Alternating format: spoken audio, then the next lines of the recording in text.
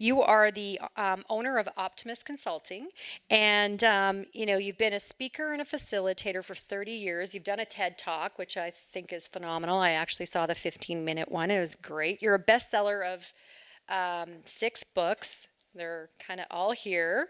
And I think we're giving these away, some of these as a prizes. Oh, great. Fantastic. So we've got best-selling author right beside us for 6 books. She's got a master's degree in continuing education.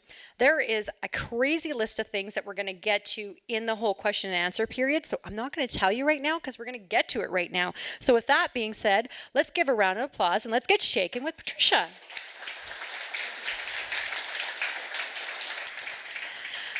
All right, so you have a great website and you got a great bio on there, and I don't like to rattle off bios because people can just go and read them. So I really like to hear it from the mouth and hear some of those stories. So I was reading some of the things about your childhood and some of the things that really shaped you into the person that you are today, the entrepreneur that you are today.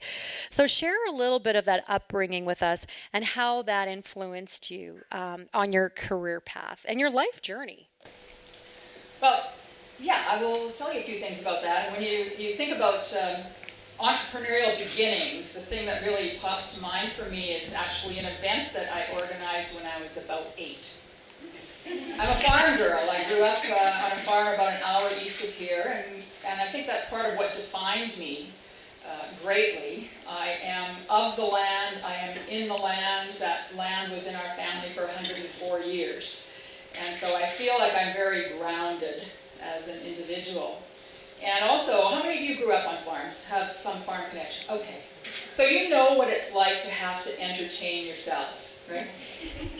The worst thing you could ever do would be to turn to your mother or your father and say, I'm bored, because you knew exactly what was coming. Weeding the garden, picking rocks, whatever it happened to be.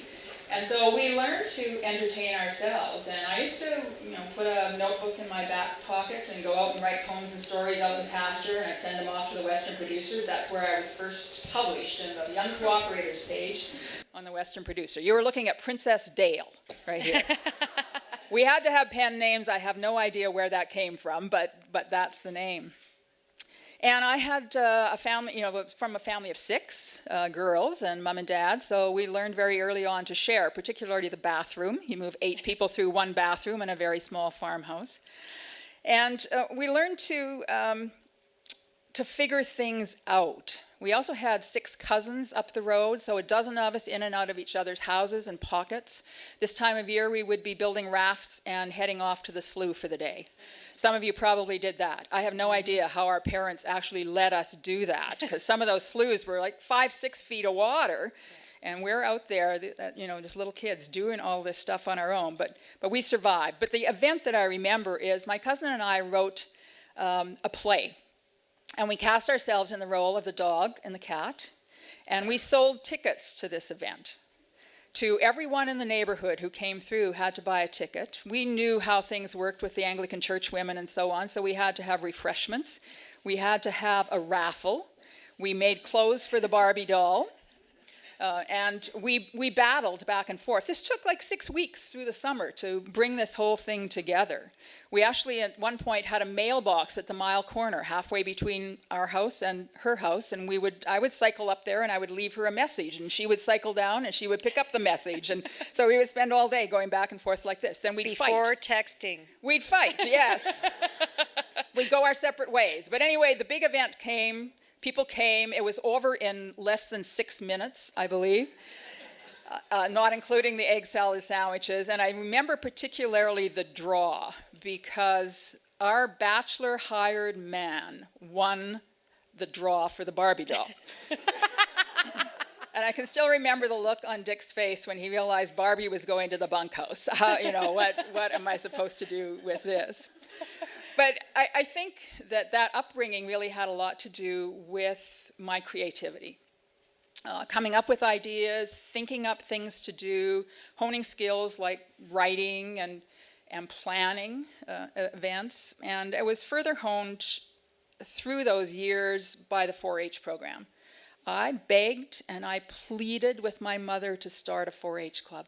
I could see my cousins having so much fun with hauling their calves around in the rings. I didn't want cattle. I wanted to learn how to sew. And so she eventually did start a 4-H club, and I learned how to sew, but I also learned how to run a meeting. I learned how to plan an event. I learned how to learn something and teach somebody else how to do it. And all of that prepared me for all of the things that I've been doing really through my life. I ended up working with the 4-H program when I went to university 4 summers. I have spent, and then worked with them at the university for another 12 years after that. That was my first career. So we did camps, conferences, leadership development, all kinds of things. I have spent 102 weeks of my life as a camp director or counselor. So if anybody wants to do little rabbit foo-foo afterwards, I'm your girl. We're good. We're good. Just a couple more glasses of wine and I'm there. I'm there. Yeah. It brings me back because I was small town farm too, and we did a lot. 4-H was huge and important. For sure. I really like I said, I mentioned you were on, it was a TEDx Saskatoon talk, and it was about navigating through the malaise, which I kind of really connected with nowadays, the experience of rusting out. You mentioned you had experienced this, and like I said, I know what you're talking about, and I know there's times when I'm rusting out, literally, and so provide me, or those who feel the same way, how can we get an oil change really quickly here? Well, that's an interesting question to ask me, because I'm not sure I'm the girl for that, and it's only because of an experience that I had Monday. I went to the gas station, Co-op, Preston Crossing. I asked the attendant to fill her up, which she was happy to do. She said, "Would you like to check the oil?" And I said, "That's probably a good idea. It's been a while." And so then I pulled on the lever to open the hood. I pulled on the lever to open the hood. Nothing was happening. Between the two of us, we're trying to pry this hood up. Nothing's happening. And I said to her, "I guess I'm not checking the oil today." Paid for my gas, got the car wash, and on my way home, I realized I had been pulling the lever for the trunk. No wonder the hood was not coming up. So anyway, oil changes are probably not my forte, but I do know something about malaise, and I do know something about midlife malaise. Do any of you know anything about that? Do you have a clue what I'm talking about? No. This is one of the things that I'm finding as I'm working in this area, is when I talk about malaise and midlife malaise, if people have a sniff, they go, "Well, you're kind of sick, right?" That's maybe what it is. But when I describe it, it's that feeling at some point in the middle of your life, and we're going to live till we're 90 for many of us, right? So midlife is anywhere between 30 and 60. That's how I look at it.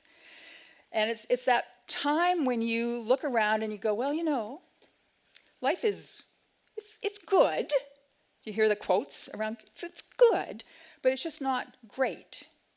And I had hoped that maybe things might be a little different or better by now, or I'm feeling a little bit stale, I'm feeling a little bit uninspired, I'm feeling a little bit stuck and unexcited. So how many of you have experienced anything like that?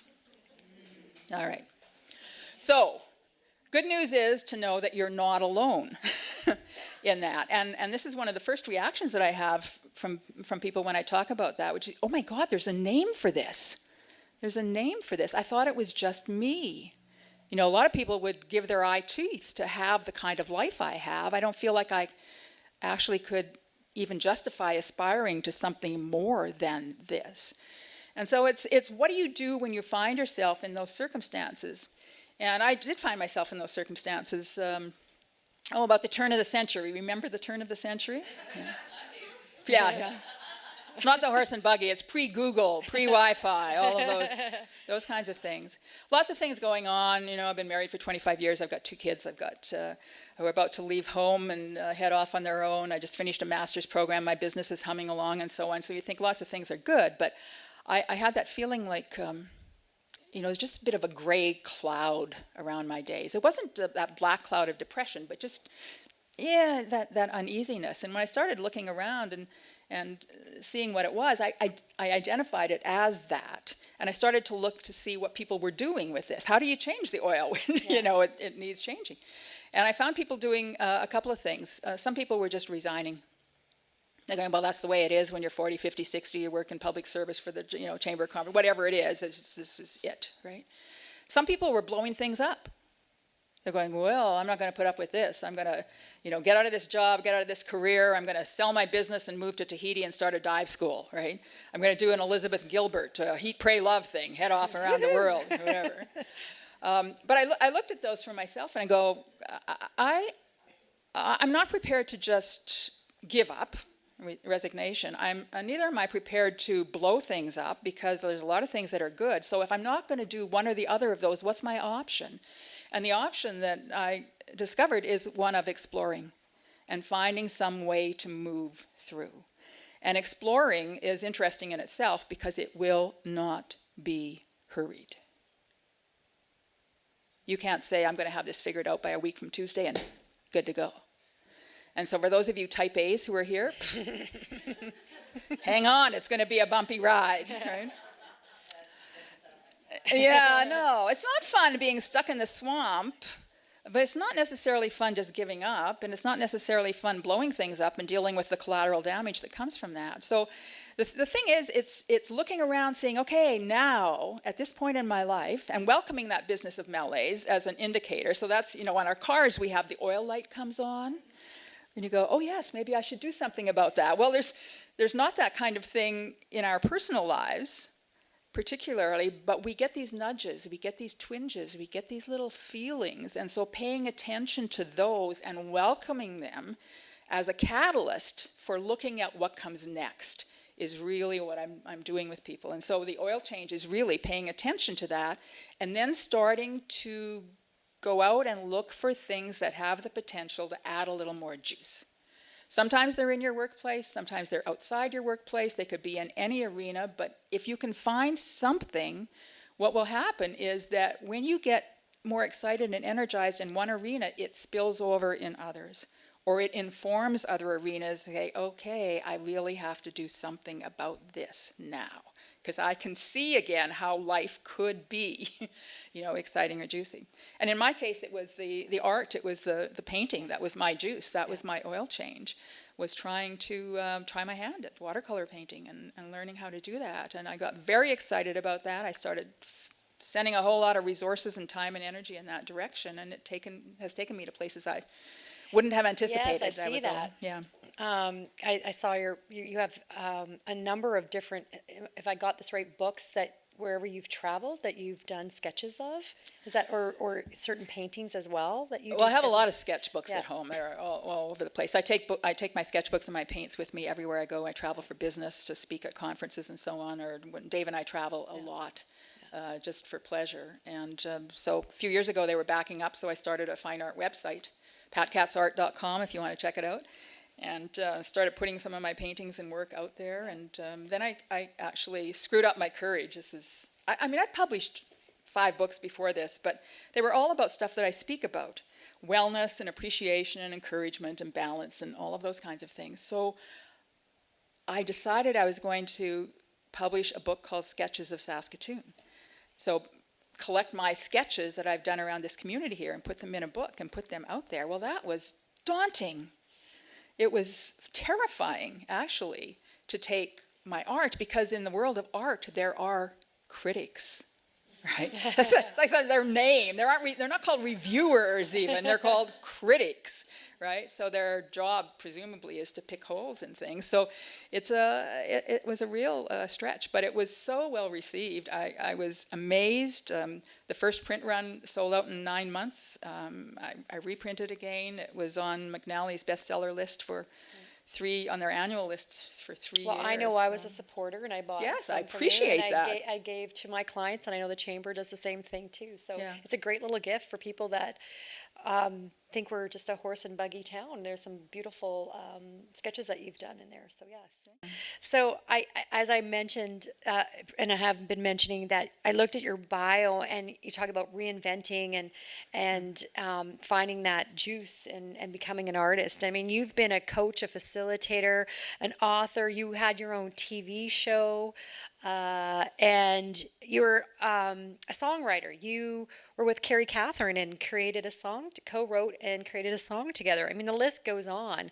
I'm even tired of talking about it. I just like, I feel bad about it. So as you know, you're this guru of balance. And I mean, that balance is, and I remember when I was young, I was like, oh, these old people talking about balance, what's wrong with them?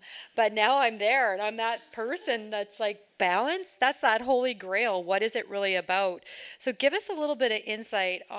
Do you practice what you preach? You kind of talked a little bit about it, but is there such a thing as reaching balance continually, consistently?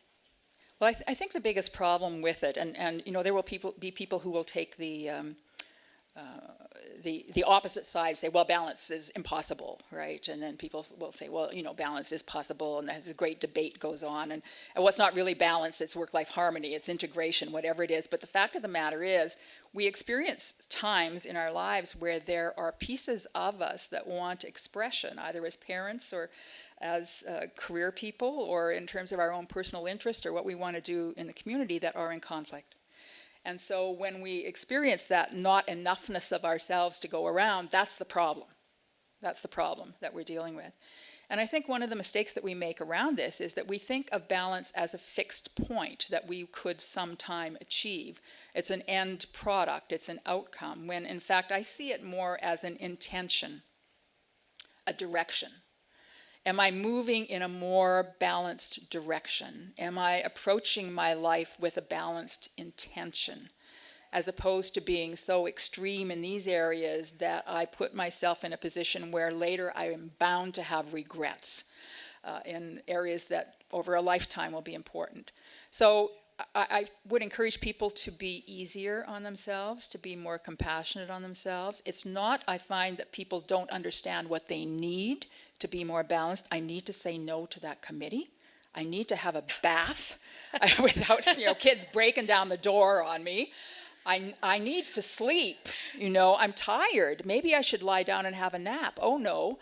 You know, a team player would not do that. A responsible parent or whatever your role is would not do that. Well, the fact of the matter is, if we know what we need to do, why don't we just give ourselves permission to actually do that?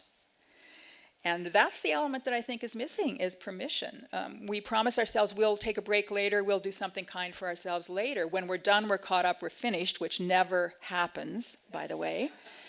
And so that's always a moving target. So we need to see pausing for renewal, which is how I think about it, as an investment in being able to continue, not as a reward for being done. Let me say that again. Pausing for renewal, in whatever form that takes, as an investment in being able to continue well, healthy, sane, not as a reward for being done. And so that's the shift, I think, that is required. As for whether I practice balance, I do my darndest. Yeah. I do my darndest to treat myself well. I usually start most days with a little bit of yoga at home and some reading. My husband's on to a 3-day work week now, so he's around, which is a little bit distressing. But he's learned that to make me happy, he just needs to be quiet. He needs not to play videos on his iPad or this kind of thing. I just need quiet. I need some quiet to start my day. I read something, I think about that, I maybe write a little bit, maybe go for a walk along the river, some of those things to get me oriented properly for the day. Words of wisdom for those that are right now trying to make a name for themselves or trying to get their business to the next level. What would you say to them based on some of the barriers or things that you've had to overcome?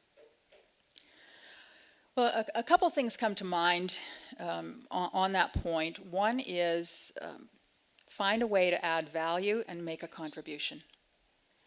Whatever it is. I don't know what your job description says formally and so on, but keep your eyes open for what would add value, what's something else you could do, how could you support someone else in the organization, how could you be generous with your time, how could you be generous with your knowledge and your skills, how could you be generous in ways that you might not even have imagined. And I credit that spirit of coming to organizations and client interactions and so on as being really important in growing my business. Because you want to be someone who's known as a giver, not someone who shows up and go, okay, I'm here. What's in it for me, right? And it doesn't always mean, serving on committees and taking roles and those kinds of things, but even informally, what's your best gift? What are you really good at? I know that, and I've been at some of these things, Ken. I think a few years ago, the Chamber tried to do how do we create an educational center of interest here in a center of excellence here? And it was a day at the Willows and so on. By 10 o'clock that day, I'm sitting there, and I don't know if you've had that experience, and in my head I'm going, what do I have to learn to never ever find myself in this situation again? Nothing to do with the great intentions that people brought forward, but what I realized, this is not my forte. Building community consensus and so on is not something I have patience with. If there's a plan and something, and you want something done, call me. I will help you with that.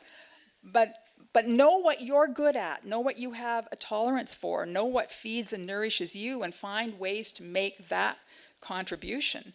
Because nobody else can do that. Other people are great at building consensus, for instance, or they're great at something else. So make room for them to do those things, but bring what you've got. The other thing that I would suggest is that I think it's really important not just to concentrate on the contributions and the achievements that we have. I think we need to spend at least as much time on our character as on our contributions. Not only what do we do, but who are you? How are you in relation to other people? And those are the things that, think about people who have been influential in your lives, in your world. Sometimes it wasn't what they did. It was who they were, how they showed up, how they encouraged, or how they challenged, or how they lightened the mood, or how they got something done, whatever it is. But know what your character, know what you value and stand for, and then try and do your best to live that as you go. That's good. That's good advice. Patricia, what would you tell your younger self starting out? What would you do, or what would you stop worrying about if you could go back in time and tell your younger self some advice? I feel myself tearing up even as I think about answering that question. Any of you never feel like you're enough? Yeah, that's a hard one to admit to. I see some, maybe, right? My grandmother described me as too smart for my own good. And I said, what does that mean? And I think part of what it relates to, in my story at least, goes like this. I learned to read before I went to school. I loved reading, I loved books. I did grade 1 and 2 in the same year. So that put me in a grade where I was always the youngest, forever the youngest, as I went through my school life. And I was a pretty capable kid, and I got given opportunities. You're a farm girl. Oh yeah, I could figure things out. I could do things. I got given opportunities, and it always felt like I wasn't ready. Like I wasn't ready for that. I ran in grade 10 in high school for vice president of the student council. The president, a grade 12 senior, left school, had to leave school partway through the term. Guess who gets to be president? Here I am standing in front of my peers as a 14-year-old. I'm running assemblies. I'm running meetings, all this kind of stuff. Could I do it? Did I do it? Yes. Was I shaking inside and scared to death? Yes. But here's the thing. I think we're ready for stuff before we actually know or feel like we're ready. And if other people are putting opportunities and invitations to take on responsibilities and do things in front of you, they probably are seeing something about how you are showing up currently that you haven't actually noticed about yourself yet. So it's for myself, looking back, I would say my self-view was lagging behind my skills and my ability. And that probably has continued through my entire life. Yeah. Me do a book on art? I've only been painting for like 10 years. That's not enough. I don't have a degree in art. The stuff we tell ourselves, right? But I think that for me, that held me back from at least enjoying and experiencing confidence as I went through things. So I always end the question period with this question. So who has been an inspiration? It doesn't necessarily need to be a female, but who has been an inspiration to you and provided you with the support and And I guess the words of wisdom that you needed along your path and journey. I had a lot of men who were mentors in my world, actually, in my first workplaces, and even later on. These were men who were going, yeah, of course you can do it. What? Me direct a camp? Me in charge of 120 13 and 14-year-olds with a staff of 20 16-year-olds? And I'm 19? Yes, of course you can do that. And so, the whole business of opening the door for opportunity, I think, was something that I really, really appreciated from them. And so, when I think about mentoring others, that's one thing that I aspire to, is opening the door for opportunity. Have you thought about this? Would you consider that? I think you're ready for that. You're probably more capable than you think you are. Here's why I see A, B, and C.